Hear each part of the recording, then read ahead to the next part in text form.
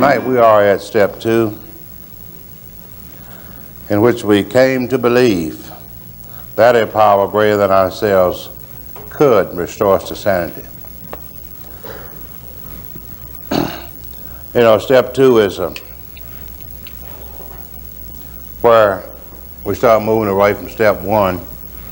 As we begin, we do a review and look at step 1, and I think once we see that, then we can, the first 2 steps are quite simple.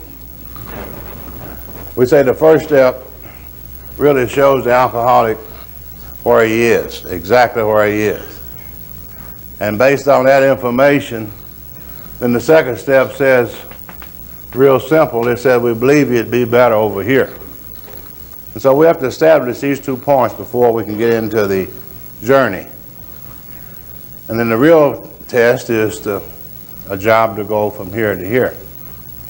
But beginning with, first we got to see exactly where we are, and this is the first step. It says we're powerless over alcohol in our lives, become unmanageable. This just shows us what is the problem. And the exact nature of where we are in our lives. And this is the beginning point, because you know, you got to, before you make the journey, you got to see exactly where you are. And we found out that the problem last week, as we went through the problem was twofold.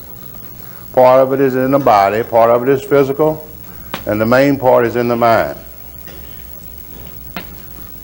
And we have a physical allergy to alcohol, an abnormal reaction.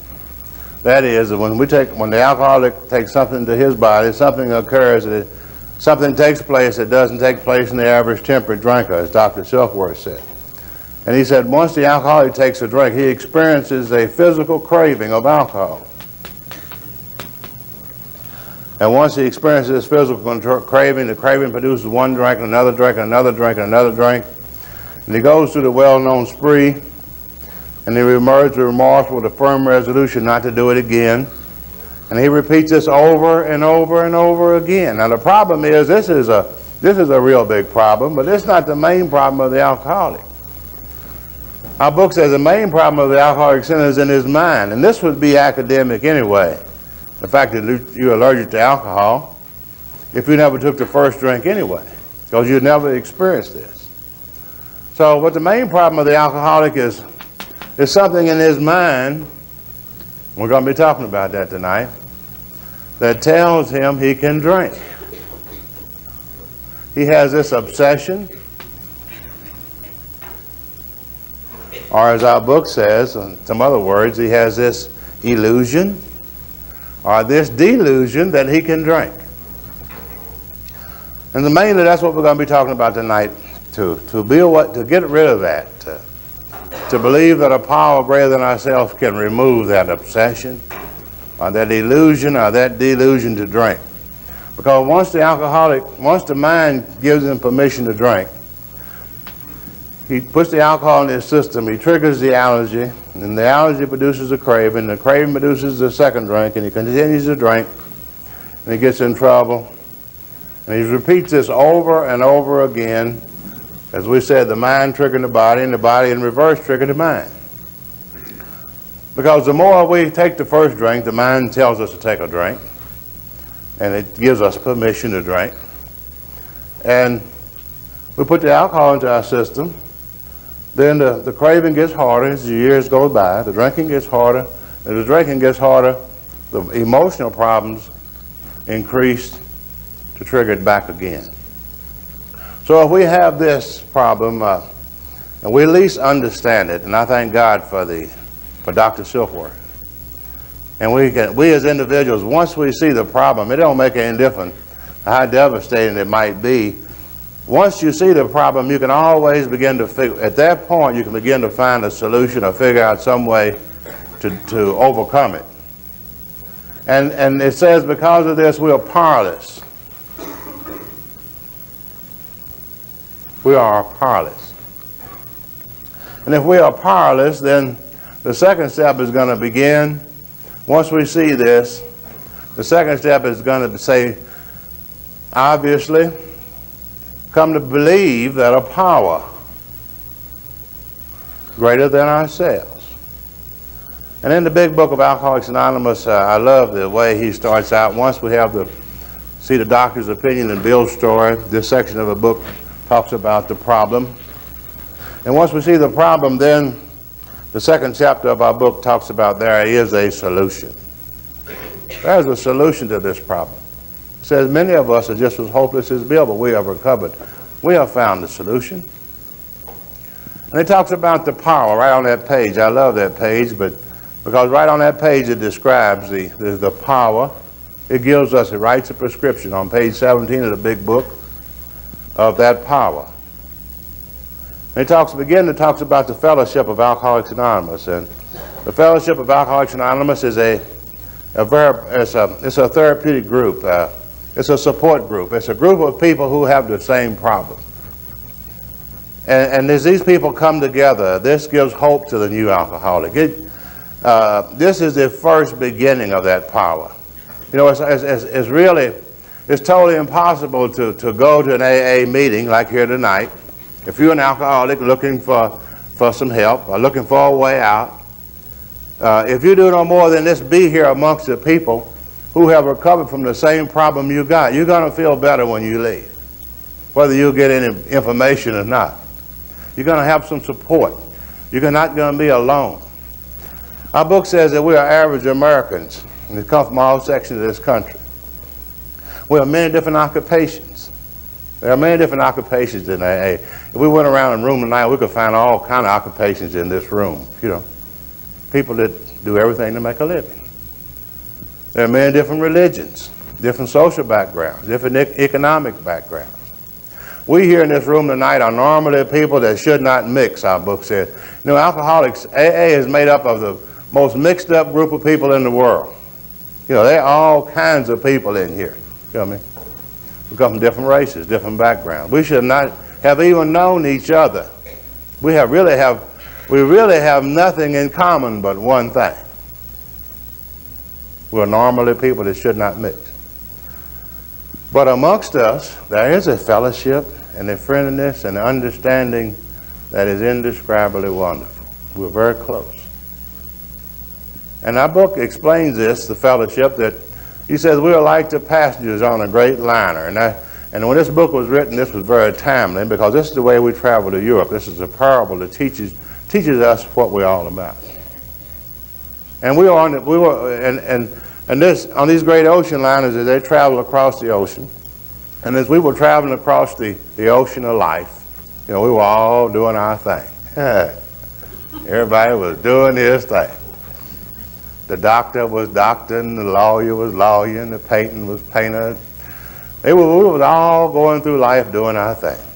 We should have never met. Just like the people on the great ocean liner. It says from the steerage to the captain's table. Well, that guy was down there in the steerage section. In the steerage section of the vessel, that's the cheapest way to travel. That's where the immigrants and the people didn't have much money. The people in the steerage section had the wrong economic background. And some of them had the wrong religion. And those people, the only thing they had down there was, you know, they probably had cots and bunk beds to sleep in, and they had meals brought to them, but accommodations weren't too good. Now, as you came on up on the vessel, when you got onto the uppermost decks, where they had the fine staterooms and the beautiful dining rooms, the people in there, they had the right money, they had the right religion, they had the right social background, and if they could sit at the captain's table. And the captain had a huge table, and the best people sat at the captain's table. Now, there was a long way between the captain's table and the steerage section. And that's the way we were as we journeyed through life. We should have never met, but in a moment of disaster, and I always think about the Titanic that night, when they hit that iceberg, and when that guy from the captain's table and that poor guy from the steerage section, when he got out from down there, it took him a long time. When they jumped overboard, when they hit that ice water, they had something in common. They had a common problem. You know, and they came together as friends, you know, to save their lives. You know what I mean? And this is what Alcoholics Anonymous, this is what the fellowship of Alcoholics Anonymous is. You know? It don't care what your background is. We don't need to know your occupation. You know? But if you're an alcoholic and you have suffered alcoholism, you have a ticket. You don't have an admission to the fellowship. You're a part of the group. You don't have to do nothing else. You paid a good price. You paid a good price, you know. But you're a part of Alcoholics Anonymous. And it is a very powerful thing to be amongst people who have recovered from the same thing that's tearing your life up. But my book says that the Fellowship of Alcoholics Anonymous is part of this power. But that is not, this is more to it than that. There's more than just going to the meetings. There's more than the Fellowship of Alcoholics Anonymous. My book said this would have not held us as we're now held. So the fellowship is great, you know. We come to the meeting, we drink a lot of coffee, go to the bathroom a lot and tell a lot of lies, you know, but that's fine, you know. But there's more to it than that. He said one thing that we can join in Brothers Harmony and Action, not only do we have the same common problem, that's fine. That puts us in the fellowship. But what really binds us together, we have the same common solution. So there's power in the Fellowship of Alcoholics Anonymous. But that is not enough. Then later on in our book, he's going to say that the other part, the real recovery from alcoholism, is a vital spiritual experience. And we believe, you know, look, we can look at these two things. We can look at the power of Alcoholics Anonymous and the power of the spiritual experience. We believe that power, what we're saying in the second step, we believe that power can overcome the powerlessness of one person's alcoholism. The power of the fellowship and the power of the spiritual experience. Came to believe that this power greater than ourselves can restore us to sanity. You know, and it begins, you know, we say going to AA meetings is fine. They used to, you know, for a new person, we don't not go in the meetings. Going to meetings is fine. That's what you got to do. But you got to do more than that. Just like I tell people, you know, it's very simple. I think it's quite obvious. You couldn't go to the PTA meeting for 90 days and become a parent. You'd have to do something else. You know, you know, you'd have to go through another set of steps in order to become a parent. And if you want to recover, there is a process we guarantee for recovery, and this is the last 10 steps. Why worry about it? We have some steps that are guaranteed to produce the second half of this solution if you take it. So on the second step says all we have to do is come to believe. And I think, you know, our book says that some of us are atheists, agnostics, and said that to people like that, this seems impossible. And it was for me. When I come to the program, you know, I had all these things mixed up. I heard many years of my life, people told me, said, son, all you got to do is have faith in God and you'll be all right. And I never did have faith in God. And it's hard to have faith in God when you just barely do believe. And Alcoholics Anonymous allowed me to start right there. It says you don't have to have faith. All you have to do is to believe. And they said if you can't believe, then you just become willing to believe. And that's real simple. You know, believing is the beginning of anything that we do. And as we look at these things, the first thing we do in anything, it's a sum total of our lives. The ability to believe, and each and every one of us we have that individual ability. It's our power to believe in whatever we choose. It's our right. And it is, people can sway this thing, but whatever we believe, we can achieve. Whatever we believe, we're going to become. Believing is our understanding of something before we do it. Before. Now you can't have faith before. The only thing you can do before you do something is to believe. And this is where we begin. And I don't see why we have trouble with believing. And how can we not believe when we come to AA and see so many other people who said that I did these steps and I found a power greater than myself and I don't have to drink anymore. As Bill said in his story, he said, Ebby sat across the table from him. And he said he was looking right at him. He said this man had been hopeless. And he said that this happened to him. And thank God, if it hadn't been for some other person that came to us, we couldn't believe on our own. It's looking at the other people, believing in what they say. And once we see where we are, it says we believe that we can make it over there. Now, believing is the beginning, and what we do in this program, and this is not new. Believing that's the biggie. Now, once we believe, then we can make decisions. Now, decision is a domino theory. Believing won't do any good at all, because you really don't get anything out of that. It's like going over the racetrack. And you say, I believe this horse is going to win. I did that one day. I was over there. But I didn't bet on it. I didn't make no decision. If you believe he's going to win, you have to make a decision. And even after I made a decision, I still didn't take any action. See, the decision has to produce action.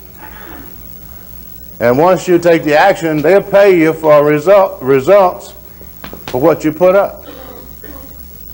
So believing leads to decision, decision leads to action, action leads to results. And once we get results, then we know. And that's faith. You really can't start off with faith. Now the next time, use this, I like to use it like, my car is broken. I go over and say, hey, Louis, I'm having trouble with my car. And Louis said, my man over here is a good mechanic. And I said, I don't know nothing about that. I ain't got no faith in the man. He's a mechanic. But I can believe Louis. And if I believe him strong enough, I will make a decision and carry my car over there. And if the man does a good job on my car, I will have faith in him.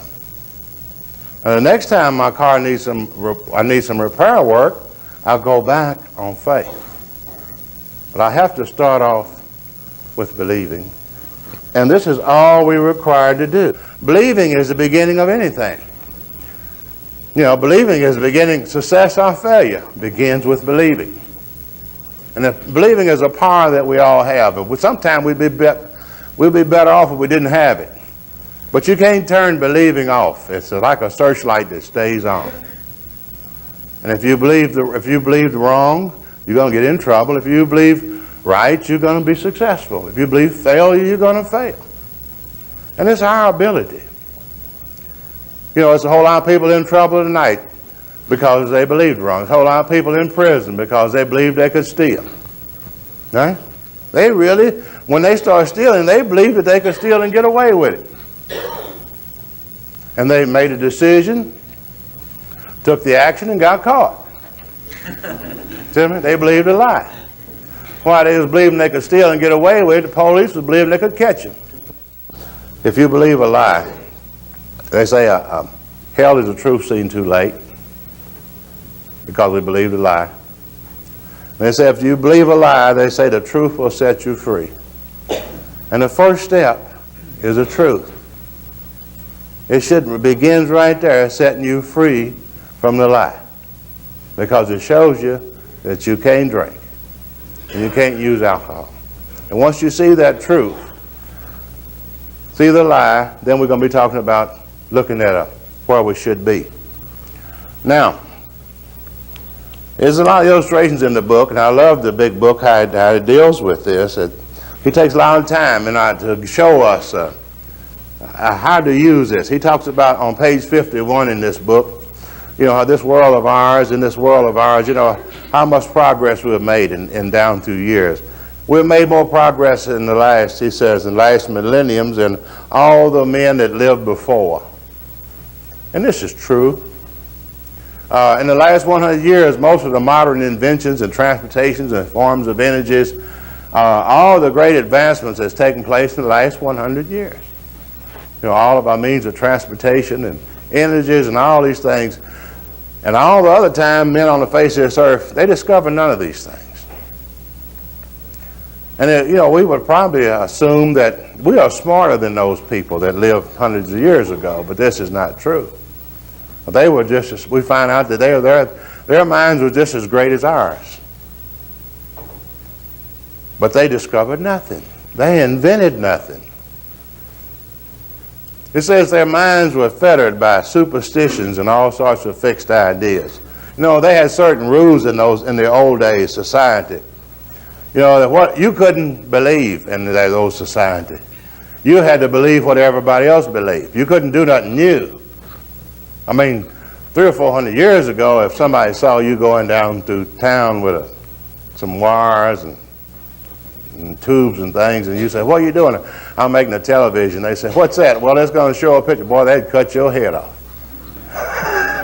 You know, it wasn't too many years ago that we were burning people at the stake because they chose to believe different. You had to believe like everybody else. You couldn't believe different.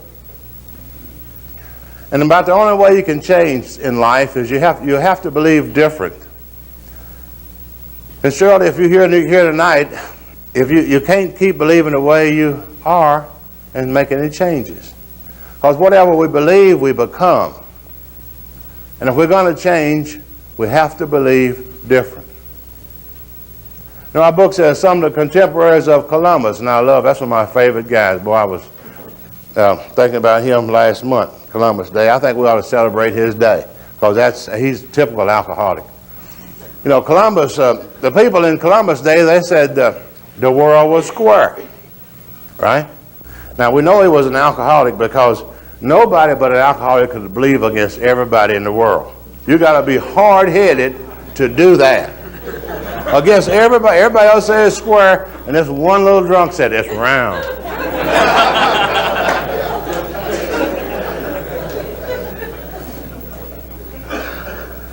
Now, and they kept saying he's crazy. Here comes that round world guy. But he believed it, and he stuck with it, you know. And the whole thing, the whole story, as we go through it, you know, you can see the drunk. Who else but a drunk would say something like that? They asked him, "Where are you going to Columbus?" He said, "I'm going east by sailing west." Now that's a drunk statement, isn't it? Ain't no way you can go east by sailing west. And when he left, he didn't know where he was going. That's a drunk. When he got there, he didn't know where he was. And when he got back, he didn't know where he'd been.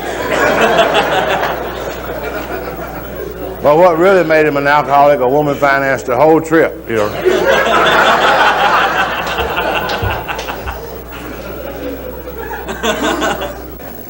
Now, we know Columbus believed the world was round, but I really suspect that the first 2 or 3 nights out, he hired a special sailor. He believed it was round. But he hired him one special sailor and put him on the front of the vessel. And he said, "Hey, if you see the edge of this damn thing, you holler out." But he did somehow believed. He believed. And he didn't, like I say, he didn't know where he was going. He landed down here in the San Salvador, down here in the Bahamas. And when he got there, he thought he was in the East Indies, thousands of miles away on the other side. But he dared to believe. He had to believe different from everybody else in order to change. And we can see what this one little thing did. And I love it. It's one of the most powerful illustrations of the power of believing and the changes it can make in human life. See, he changed the maps of the world. He changed the economics of the world. Come here. He changed the lives of everybody on the face of this earth. And everybody that lives probably since him because he dared to believe different.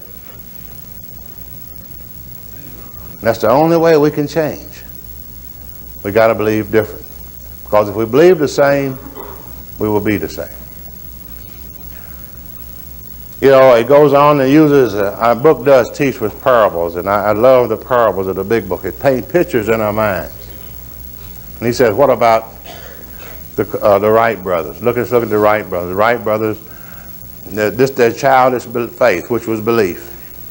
At that time, you know, some great people had attempted to build an aircraft that would fly, and they failed. They had a lot of aeronautical engineers, a lot of smart people failed. And since these smart people failed, the people who knew, they wrote a book and said it couldn't be done. Yeah. See, that was the engineers of those times, the aeronautical engineers. They said man could never fly. It was something that reserved for the birds. God reserved this right for the birds. Here comes the Wright brothers along. And the Wright brothers believed that they could. As bad as Columbus.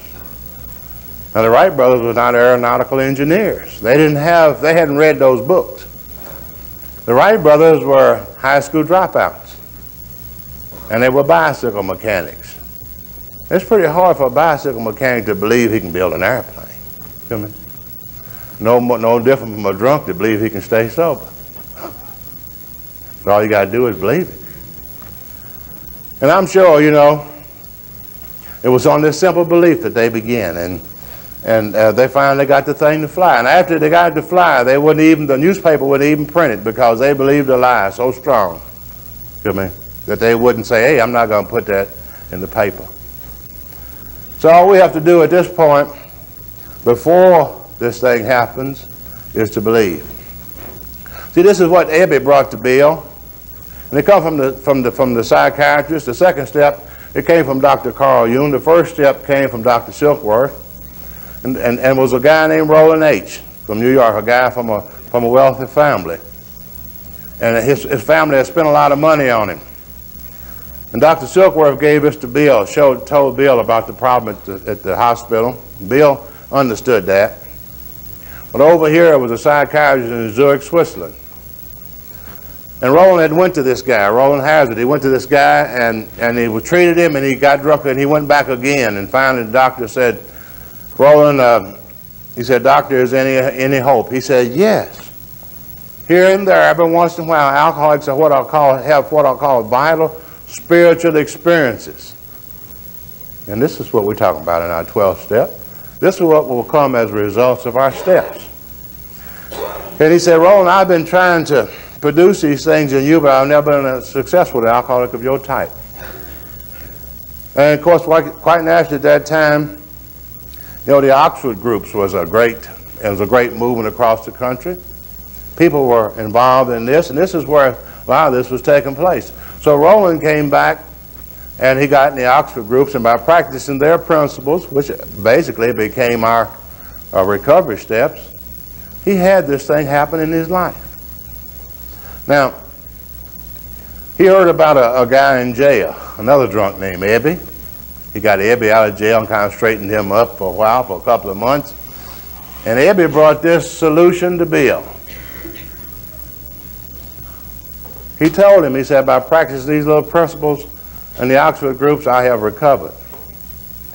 And so this came to believe that this was where it came from. It came from Dr. Carl Jung. It came back from Roland to Ebby, and from Ebby to Bill. And Ebby told him, he said, I have been practicing these things, and I haven't had a drink. So, when Ebby walked into his kitchen, these two things met, and Bill not only had the problem, he had an answer. And later on, he was able to write this answer down for us. And this is what, if you're here tonight and you have a problem, there is a solution to it. The power that lies within the fellowship, the support group, and the power of the spiritual experience that will come as results of the last 10 steps in our program will produce a personality change sufficient to recover. And all we have to do is believe.